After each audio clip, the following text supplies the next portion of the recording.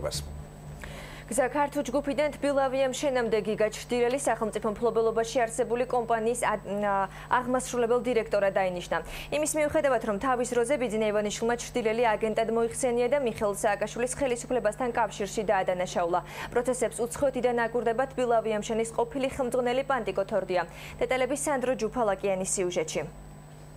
მთელი მთავრობა, მთელი სახელისუფლებო გუნდი გაოგნებული ხართ. თუ რატომ გაიგეთ ასე დაგვიანებით ინფორმაცია ჩემი პოლიტიკაში მოსვლის გადაწყვეტილების შესახებ. საქმე ის არის, რომ მე ვისარგებლე ჩემს ორგანიზაციაში თქვენს მიერ დავერბორკებული აგენტის უფასო მომსახურებით, რომელსაც პერიოდულად ვარწმუნებდი, რომ პოლიტიკაში არასოდეს მოვიდოდი, რომ ეს სფერო საერთოდ არ მაინტერესებდა და მალე საქართველოსაც დავტოვებდი. თქვენი აგენტიც იჯერებდა ჩემს ნათქვამს და მერე თქვენს გარწმუნებდათ, რომ ჩემი მხრიდან პოლიტიკაში მოსვლა გამორიცხულია. თქვენს მშვიდად და არხეინად ბრძანდებოდით. ამიტომ იყო შოკის მომგვრელი და თავზარდამცემი ჩემი განცხადება თქვენთვის. თქვენმა აგენტმა ჯერ არ იცის, რომ გაშიფრულია.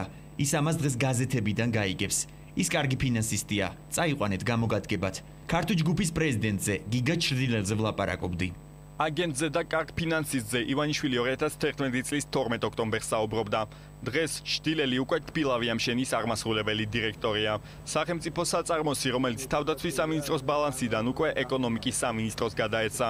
მუშაობას დაახლოებით 1 კვირის წინ შეუდგა, თუმცა დღეს ისვენებს. ქრონიკის სატელეფონო ზარებს არ პასუხობს. ინტერპრეს ნიუსთან საუბარში კი ბიძინა ივანიშვილთან ურთიერთობებზე საუბარი არ ისურვა. კომენტარს არაკეთებენ ეკონომიკის სამინისტროშიც.